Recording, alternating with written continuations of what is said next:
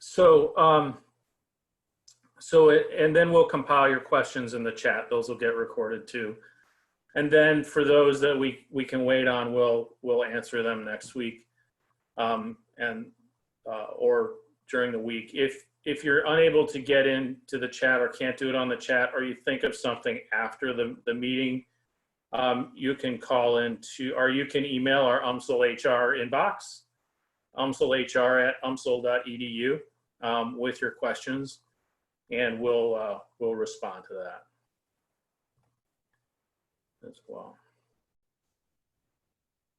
Okay. So, and I'm getting notes that not everybody is able to join at this point. So some are going to join through audio only. So I wanted to start out. Chris Sullivan's on the phone. Chris has been serving as our student health officer. He's also part of our incident command team that I'll talk about in a minute.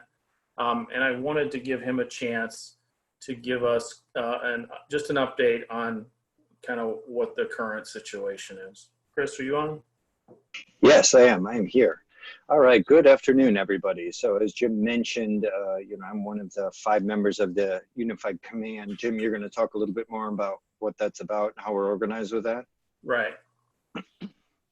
Okay, so I'll just talk about, so the role I've been playing on the Unified Command is kind of tracking the health aspects of it. I am the Director of Health Counseling Disability Access Services here on campus, also the Student Health Officer. So that's a kind of a system identified role for managing many of the student health concerns on campus. So that's been kind of my role in the Unified Command as well, kind of tracking some of the health concerns, things like that with it. So I can, my contact information, we can head that out later on. I'll talk a little bit about more what that means for campus with it. I'm gonna apologize, I can't tell, but it's my static picture is up. Considering I have a couple people here that I live with, everybody's on using the internet, so it's a little bit taxed. I've just found this works better for me if I have my static picture on there with it.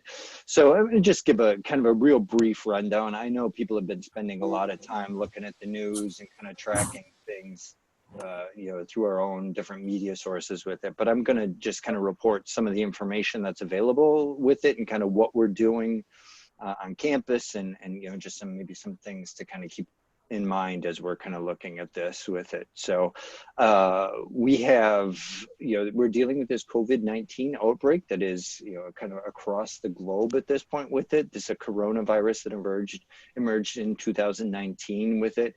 Kind of centered initially in Wuhan, China with it, and has since spread across the globe. I think there is every country on the planet except for Antarctica, which is not a country, so that doesn't really count.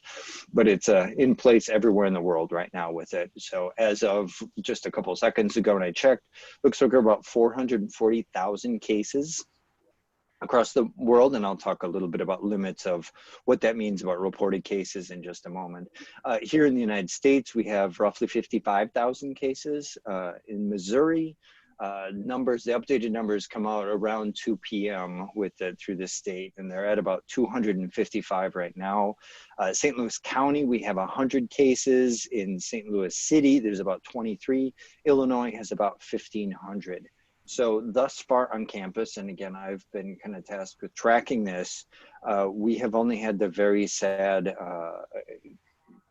experience, I'm going to say, of the death of one student, as the chancellor sent out that email last week that Judith Wilson Griffin, who is an online DNP student here, she passed away Friday evening from health complications and associated with the COVID-19.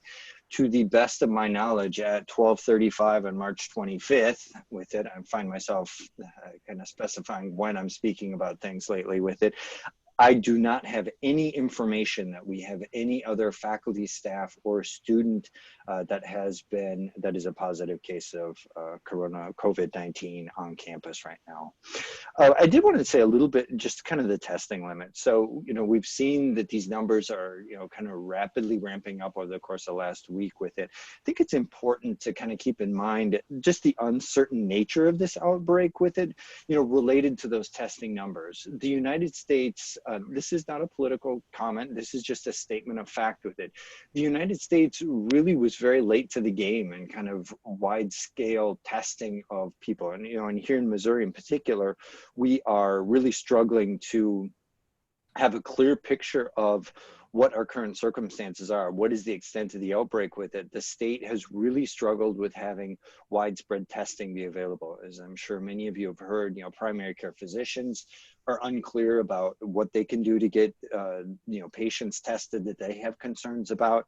The county, St. Louis County is tasked with kind of tracking some of these things. And, up until very recently, the restrictions they had on testing availability was pretty limited. So there's a lot of just people that did not get tested. So it's, of course, there's no real clear idea to say, we have this many tested, positive cases, and this means this is the extent of this in the state. Again, just kind of a ballpark estimate, I think it's probably not unreasonable to say we're, a function of 10 to 100 times underestimating kind of what the actual extent of this is here in the community. So, there's these real difficulties just about having some knowledge about what the extent of the problem is here with it. We have some information that is going to be rapidly increasing and expanding as those test kits do become more available. That we have some drive-through testing sites that are available. This is an innovation that was developed in South Korea to get large numbers of the population kind of tested as quickly and easily as possible.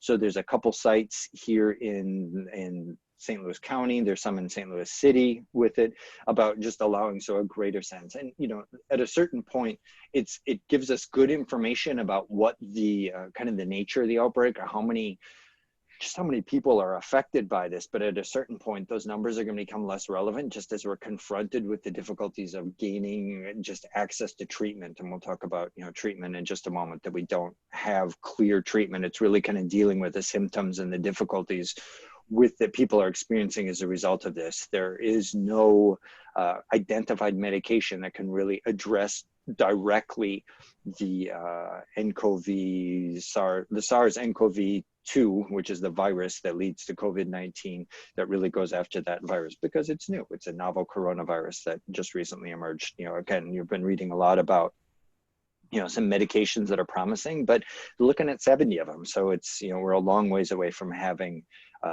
some clear medications that are going to directly address the underlying disease that's leading to these difficulties with it. So I'm going to put a couple numbers here up in just a minute. I'll put them in the chat here with some contact information. St. Louis City, St. Louis County, the Missouri State, and the Illinois hotline with it. And just for people, kind of some criteria about getting tested, some things like this. I always encourage people to be working with their primary care physicians. If they have concerns about it, because we're seeing across the globe that this is leading to just an overwhelming avalanche of people needing medical treatment with it. And a big part of this is really kind of limiting the impact on our healthcare services with it, to try to limit that. So many times it's very, very helpful to the providers to be checking in with first and say, how are we going to manage this? How can we track this? If, this is a severe medical issue with it, then it really is kind of allowing the emergency room to prepare to be able to isolate and to kind of separate off to minimize the spread of this very contagious disease, or it's proving to be very contagious. There's still a lot to be learned about this with it. How many people are have relatively minor symptoms with it, and how many people are asymptomatic with it. It's still not clear with it. One emerging thing in the last couple of days is that a group of people are experiencing this, and the only real noticeable symptom they have is the loss of taste and smell with it, which is something pretty unexpected with it. Then talking a little bit more about this, the quarantine, self-isolation, social distancing. So, the thing that is proving to be somewhat beneficial across the, and I say somewhat because the limits on this have really stark in many places with it. The idea is that we can excuse me, minimize the transmission across the community by just having people further apart and minimizing those interpersonal, those social contacts, because we're again not having clear information about how long the coronavirus lasts on hard surfaces, but it's clear that it's very contagious, as we're seeing how these things, in New York City in particular, we're seeing just this explosion of cases over the course of the past couple days. Again, days are going by like seeming like a year has passed since the last 3 days with it. And these social distancing efforts really are beneficial and really the only means to kind of limit the spread. And the idea about limiting the spread is really allowing a chance for our healthcare system to really keep up with the number of sick people we have. And we have some, this nCoV, the COVID-19 really leads to some very severe health considerations with it, a respiratory kind of disease. It is a respiratory disease, so it's a lung disease. It's not the flu. It's not just a bad case of the flu, and that's, I think, important to kind of keep in mind. This is not just a bad version of this year's flu. It's a lung disease, and that's what needs. So this is why we're talking so much about ventilators and kind of medical equipment access, because those people that are, passing into these more severe cases of it, that's really what it comes down to. So, this quarantine aspect of, if you've been exposed and are still feeling well, to stay in quarantine for 14 days at this point, again, not having a lot of specific information, but it seems like that 14-day period, there's everything from, kind of estimating things of being 2 up to, 30 days. How long are people contagious? This is kind of what we've kind of settled on as, in public health here, that this 14-day quarantine period, if you've been in contact with somebody, that's really helpful. And then if you are either have been experiencing the symptoms of this or positive with it, that self-isolation is what that comes to now with it. So again, working with a healthcare provider about when it's okay to come back out, and there are some guidelines that the CDC has got put out with it. I won't go over those right now because that's maybe a little bit too detailed for this with it. But again, it's really kind of those sort of considerations as we're kind of dealing with the circumstances of this. This is unprecedented. I think most of us are kind of realizing we're living in historic times. This is incredibly difficult and stressful and anxiety provoking and all these sorts of things. Those are all kind of normal and natural responses to so much uncertainty and so much just difficulty of, so much we look to our, our friends, our family, our workplaces to kind of help us to get through difficult times. And we're really kind of forced to have to do that at somewhat of a distance. So, I think these things that we can do for this, these kind of video conferencing and things like this are so important for us to stay in touch and stay connected with each other with it. So Jim and I have been talking about developing some resources. We've gotten some things out there for people to stay in touch, some ways to kind of deal with some of the anxiety and the difficulties. I'm going to put a shout out for that Sanvelo app that is out there right now. With it, this is a system. It's just some resources and some tools for kind of some, kind of anxiety, stress tools with it. It's that Sanvelo app. You go into I'm trying to think, the Apple Store, I guess is what it is. The App Store on the Apple or the Google Play Store for that Android phone. I could put that, I'll write that on that in this chat box too, as soon as I'm done with those hotline numbers, and then the Sanvelo. And then on the Counseling Services website, we've got some resources there. And I believe, Jim, I had shared kind of some basic coping tips. I think HR is kind of putting some of those things out as well with it. So that's kind of I guess it's not quick anymore. It's a couple more minutes than I'd expected, but I am gonna, of course, I'll be sticking around in the call here. So as I'll be looking at the chat boxes here as well, if there are questions that come up and things that we can do to help out with this. But, again, know that even if we aren't in person with it, in health and counseling services, we are in person. We're an essential service right now. We're, looking at how we're needing to change our services to the students with it, because, we have students that are experiencing this distress, clearly as members of the community and everything else. So health and counseling, we have limited in-person services and resources available with this, but we're here for everybody, and we're kind of hanging on this unified command structure as we're really making sure that we do stay connected and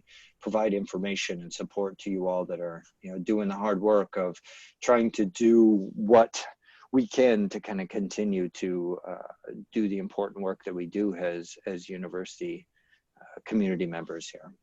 So I'll let that pass on with it. So, all right, Jim. Thanks, Chris.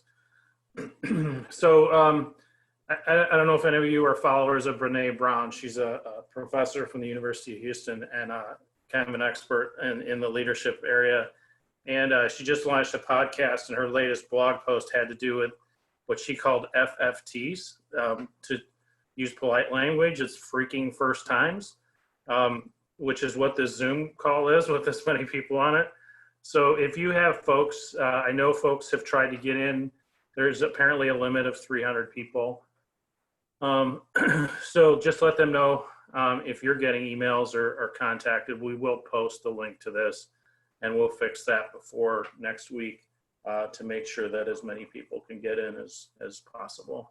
So we'll figure something out before then. I wanted to talk a little bit about how our response has been managed. Some of you may know that we used to do annual exercises on the campus to respond to emergencies.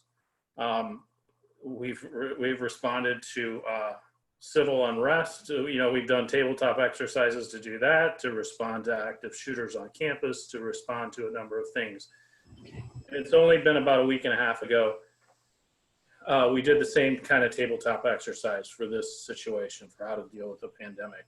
Part of that exercise is dealing with a structure that has been set up based on a lot of the experience from fighting, major wildfires, and how do you get lots of different groups coordinated and focused, and how do you manage the situation? So we've been working with the new System Director of Emergency Management, Mark Dietrich, who formerly was doing the same type of work with St. Louis County.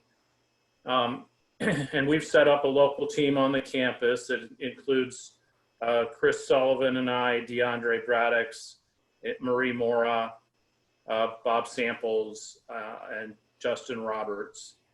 And our job is to kind of be just, the point at which a lot of those issues come in, try to figure out a response. And so when we referred to the Unified Command Team or Incident Team, that's what we were referring to. And then we make recommendations to the Executive Policy Group, which is the Kristen and the folks that report to her, or the broader Executive Policy Group, which is a number of administration and the Dean's Council. So that results in a lot of the communications and a lot of the actions that you've been seeing.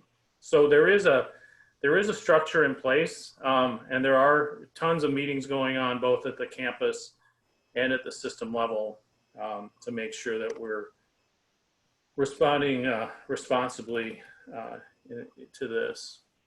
I wanted to talk to you a little bit about some of the policy changes that have come about as a result of this. So the system, from a system standpoint, the president's been given some authority in this situation by the curators to make changes to policy and to CRR without having to get board approval so that we could move quicker. And so what the changes that were made to policies that affect a lot of us on the phone have to do with how do we deal with limited closures. So for example, one of the first things we had to do was close the rec center. So that would be a limited closure. The optometry clinic was a limited closure. And in the past, because this wasn't the kind of situation that was anticipated, employees got 5 days of paid leave if they were part of a unit that was a limited closure. So that's been expanded to 30 days. In those cases. So those are only those people that work in a unit that was completely closed, like the rec center or the optometry clinic. We also set up policies for folks who are quarantined or sick and unable to work. And so if you're unable to work because you're quarantined or sick, we opened up the sick and the vacation and a potential deficit, going into deficit on leave in order to deal with that. And for folks that are unable to work from home because we all went remotely, there's the ability to start out with it paid administrative leave pay if they're unable to work, and then before they get into using any kind of sick and vacation time. And then of course, if you're able to work from home, you're continuing to work from home. So after that had been in place for probably less than a week, the federal government recently passed some laws that are going to help us out there and may modify some of those policies. And basically they've allowed everyone to get an additional 80 hours of paid sick leave. And that's meant to cover the period of time if somebody's quarantined. So 80 hours, 2 weeks. And then they also extended the family medical leave to include anybody who has lost childcare or has to provide childcare because their school district has been closed as a result of COVID-19. So we've been working with the Office of General Counsel to kind of exactly understand how this means relative to our current policies. The federal legislation doesn't go into effect until April 1st. So we will know before and be able to communicate specifics to you on the next call. But if you're interested in more, the Department of Labor has put some guides up on their website. It's called the act was called the Families First Coronavirus Response Act. So you couldn't find that on their website, and so we'll be figuring out in the next few days exactly what that means for our policies.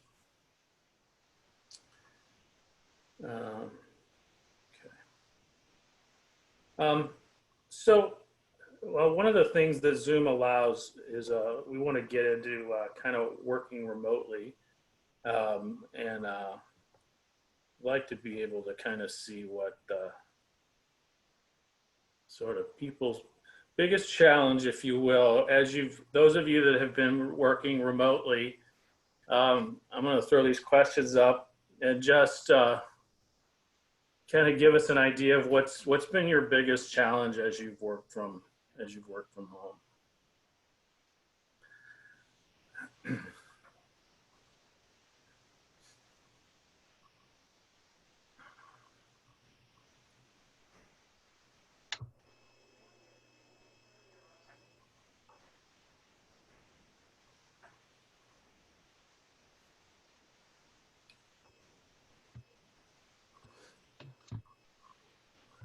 I'll leave it up for a minute, about another 20 seconds. And then...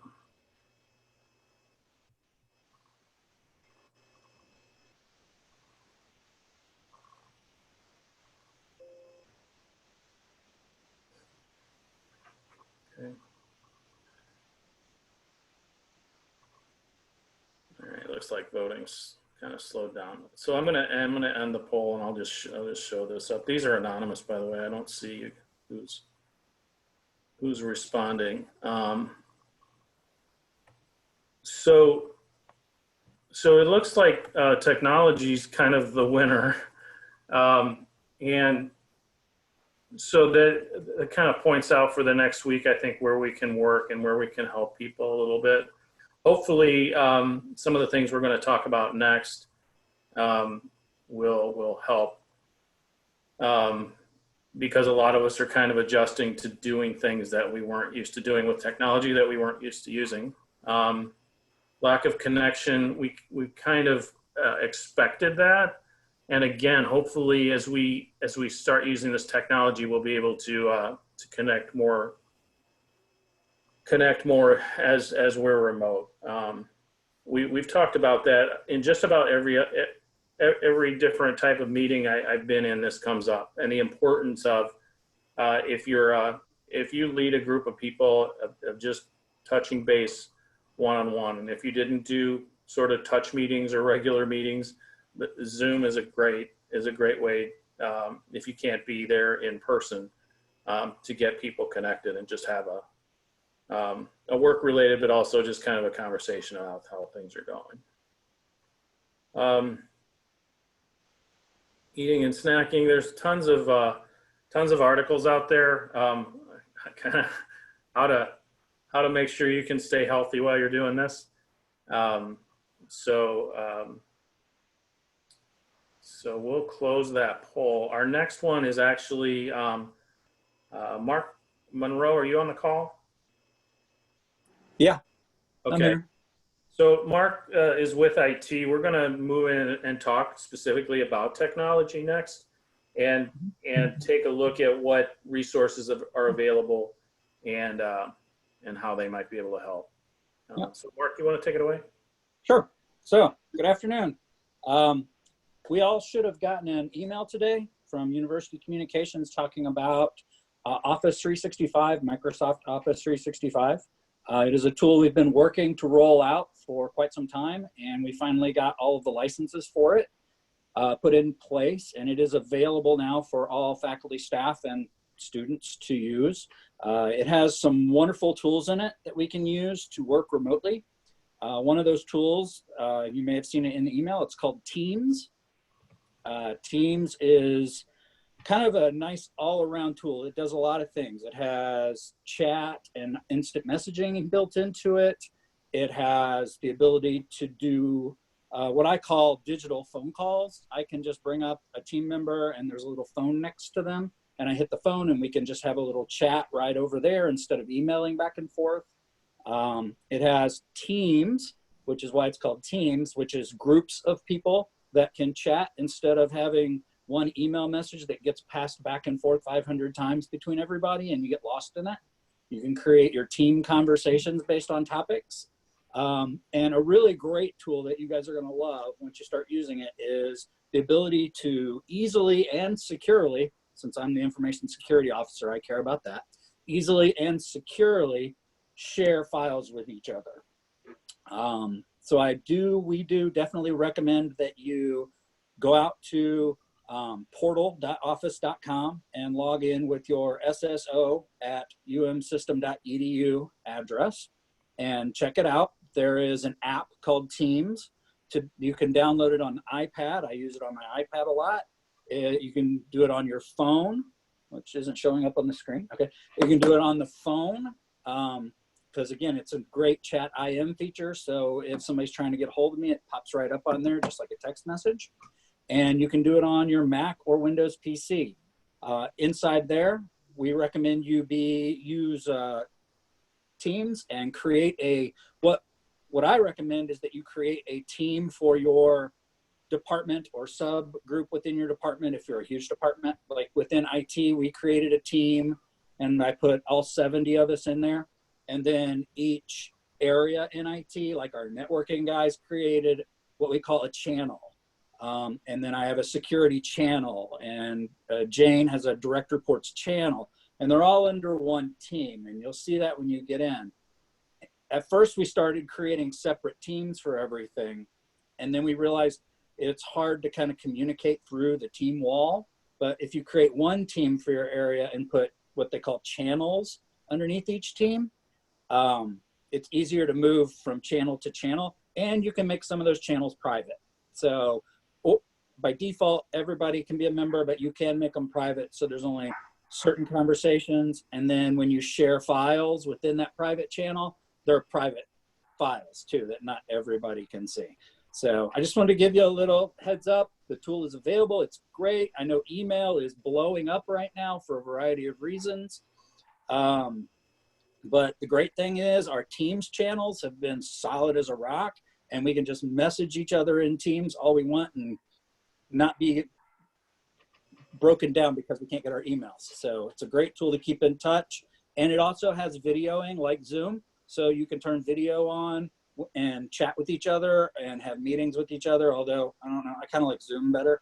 But for one-on-one things, it's really easy in Teams to just click on somebody, hit video, and actually see a person. That's been my biggest thing since working at home full time is I like to see people. I'm very social. So being in this only staring at like a little icon all day long is kind of driving me nuts. So I like seeing people, but that's that. You got the email. You can contact IT for any questions or help. We're all here to help you wherever we can. Hey, Mark, one of the questions that came in was whether Teams is HIPAA compliant. Teams right now, we're just using it for what we call data classification level 3. So that's kind of like your HIPAA and financials and stuff, and less. So we're not doing anything with the HIPAA or nothing with HIPAA or social security numbers or credit cards in Teams at this point. If you're struggling to figure out ways of dealing with EPHI, please reach out to me and I can help you try to solve those problems. So, yeah. Yeah, so Teresa Ballesteri mentioned they've been using Teams in career services. We've been using it in HR, and if anybody used SharePoint before, it's kind of a user-friendly version of that. You don't have to know as much about how SharePoint works to do it. You can just kind of set things up. There's also great online, Microsoft has some good online training. They do some instructor-led training online for that for free. And I would also refer you to MyLearn, that there are some courses on MyLearn that have to do with how to use Microsoft Teams.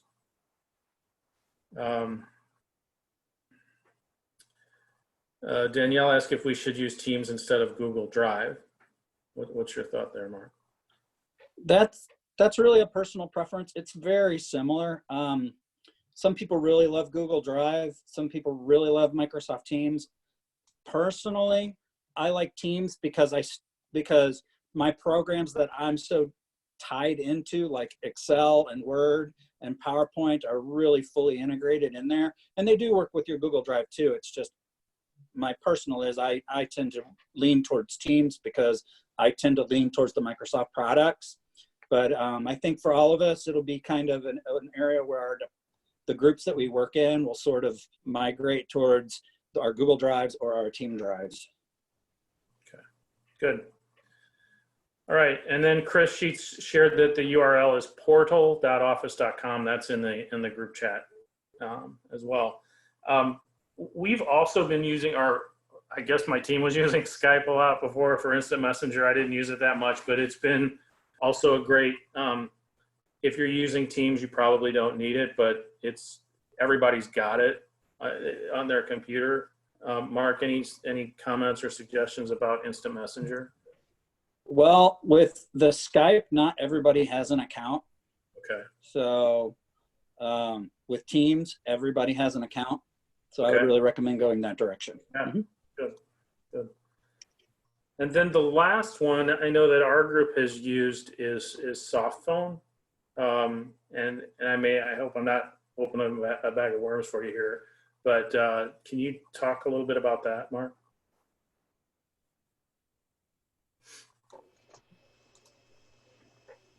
So this is Ken. I'm not sure what you need me to say. Soft phones are available, and basically what it is an extension of your office phone to your home. That's assuming you have a microphone, and obviously if you're on this call, you probably have the microphone and possibly a camera, or possibly both. The camera is not required for it, but the microphone would be for you to talk on the phone with. Basically, it's an extension of your desktop phone to your home. We do need to set those up within the phone system on a per user basis. So if you don't have that and you want that, you can contact the Technology Support Center and we can get that going for you. I'm sorry, I'm trying to read questions as they pop up just in case, but yeah, there's a note that says the soft phone does not work on university issued Dell laptop. It should. If you're having problems with it, again, please contact the Technology Support Center. They can walk you through whatever issues you're having.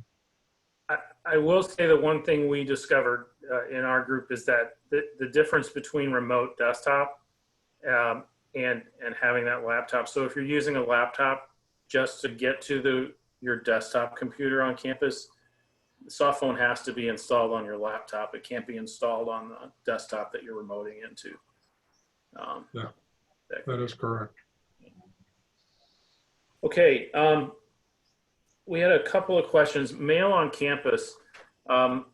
So we've been working on an authorized, there's a list of people that need to be on campus and that are authorized to be on campus. So we've created that list. The approval is through whoever's the head of your college, school, or division. And then they recommend to the chancellor. So that's kind of how people are getting access to campus right now.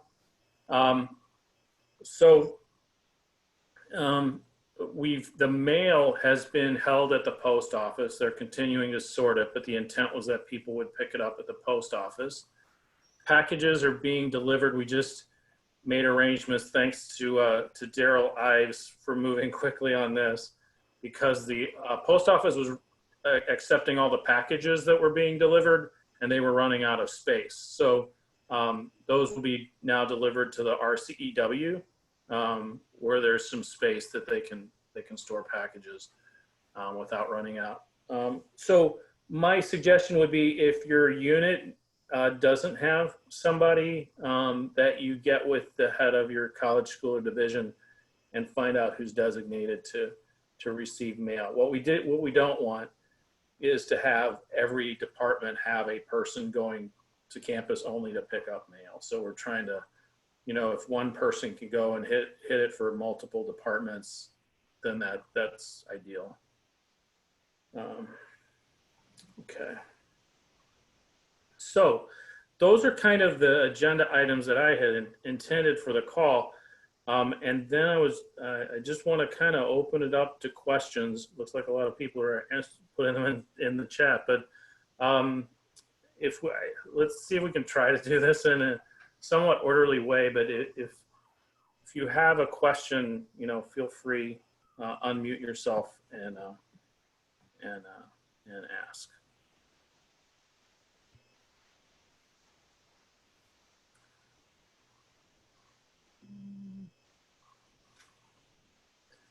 Nobody wants to be first. Jim, I'll go first.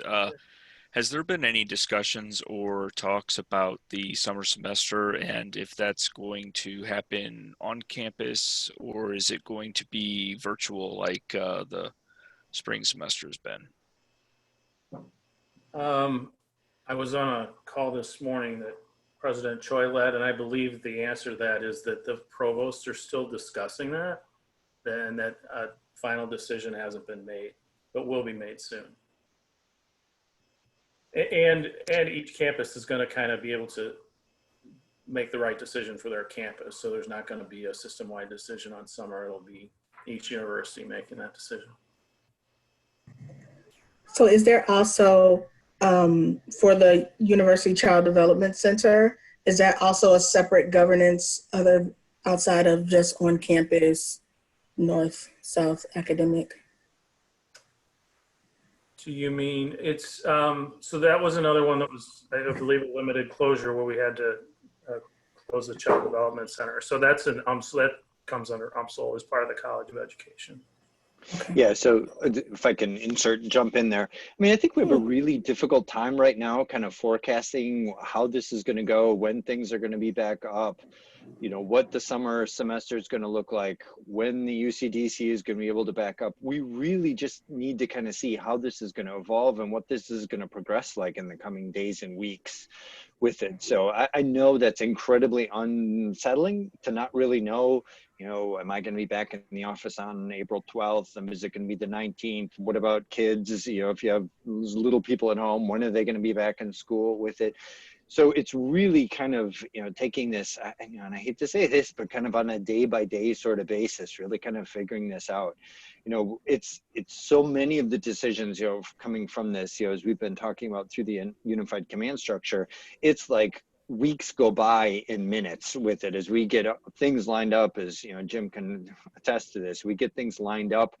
We have our meeting and we're all settled at the end of it. And then as we're just finishing, Jim's like, oh, just got an email that completely undermines what we just said about, you know, working from home with it. So, okay, let's go back to the beginning. So much for our meeting almost being finished here with it. Yeah. So we're just going to have to see how this goes. You know, it's just so difficult to make any ideas about what's going forward. I think the underlying piece about this is that, you know, for the moment, we're continuing to have the expectation that we're going to be back at the right time. You know, we're being very careful about making these decisions about when do we get back in class? When do we come back to campus?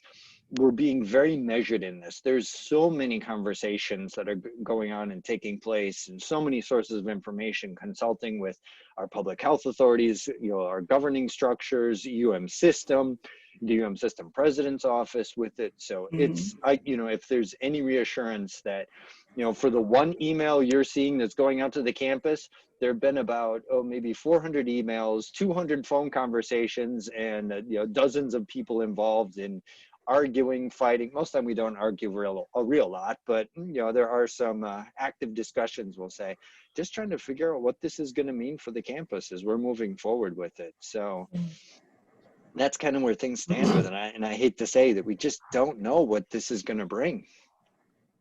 Well, I appreciate offering some sense of direction in this time of confusion and ambiguity. So I appreciate that. Thank you.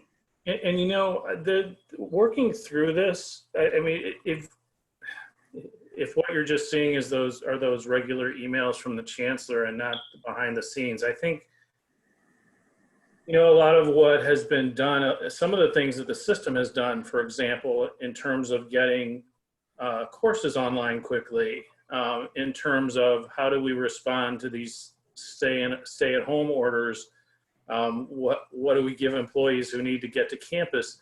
Those are all things that really system has adopted, things that UMSL put in place.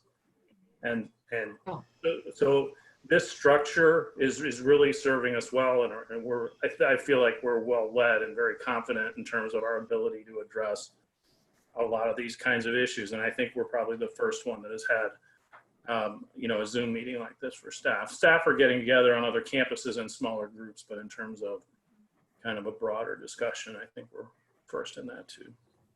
And this is really helpful in the effort.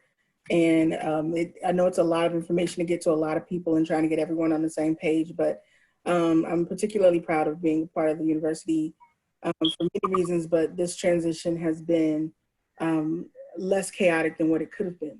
So we appreciate it. Yeah, thank you. Jim, I just wanted to mention, for those of you that are on the meeting, Pollyanna Appleton put a link in the chat section of the call, and that link is to frequently asked questions page that ITS has put up to assist with technology needs. Please take that link and please share it with everyone, please. There's a lot of good answers to questions out there. Thanks, Ken. Everyone saw the question about calling the post office to see if your packages, they're really short-staffed. So I think they had, once they were starting to use the RCEW, they were going to have 2 people in there. So they're handling like 100 packages a day plus the regular mail. So I would try to limit the calls, and I would just assume that, or for your unit, schedule a regular kind of pickup schedule. So you go there every few days, or somebody gets your mail every few days or every week or whatever. What else?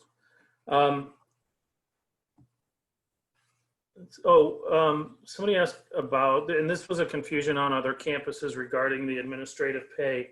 Some units were thinking that the paid administrative leave was a choice. Like I could either take administrative leave or I could work remotely.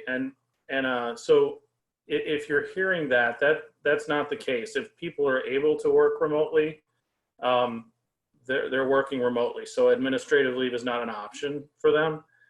It was just the people that just had no other choice and their job just didn't lend itself to working remotely. So we'll have better guidance, like I said, once we get through these federal regs, and we can better define for you how exactly that will work. So any other questions? Got about 15 minutes left for what we were scheduled for.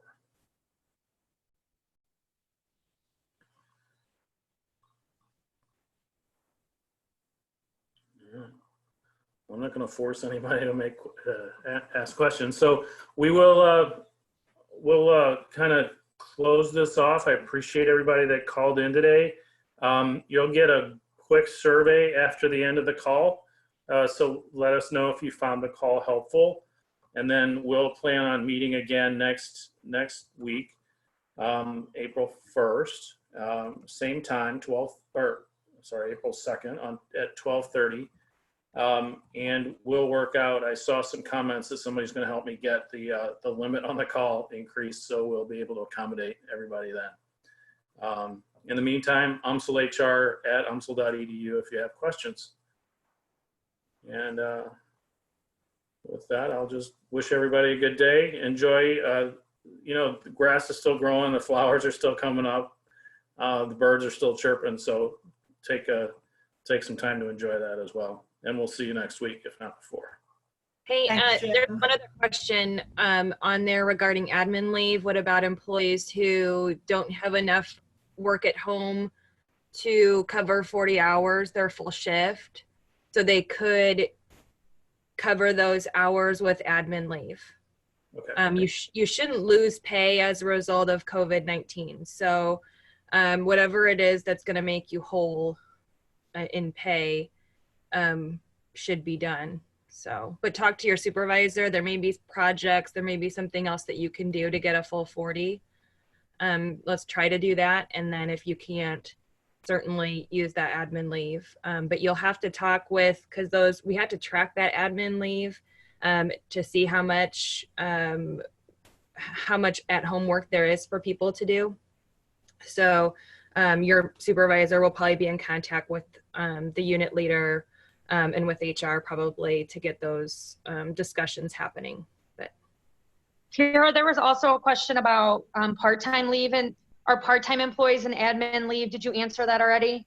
I didn't. Okay. So yeah, again, admin leave is going to be for anybody who might be losing work. So part-time employees, part-time students, again, to make them whole. So you don't get a bank of admin leave, to use whenever, but you can make yourself whole in hours of what you're missing or what you were expected to work prior to all of this. And if you have questions about that, certainly send me an email. It's just tara@umsl.edu. But yeah, the admin leave is going to cover everybody. Hi, Tara. It's Teresa in Upcountry. I just want to be clear because our clinics are on the partial close. So I just want to make sure I'm understanding correctly. So even the academic staff, if they don't have enough work to equal 40 hours, they're eligible to take the admin time. Yeah, I mean that they should not lose pay, although they don't track each hour worked. So I mean, they'll just get their regular monthly pay. But biweekly? Oh, do they get paid biweekly? Some of the academic staff do. Okay. Yeah, we can talk offline about the academic side. I think what we have communicated was really about staff, but I'm assuming for faculty, is the same applies. I mean, we still want them to be whole in their pay for the month. I'm or talking biweekly. about non-clinic optometry staff. So staff, not faculty. Right. Okay. Yeah, if they're part-time, whatever it gets them paid to what they would have normally been paid for the biweekly pay period, they need to use admin leave to get that pay. Okay. Thanks. Yep.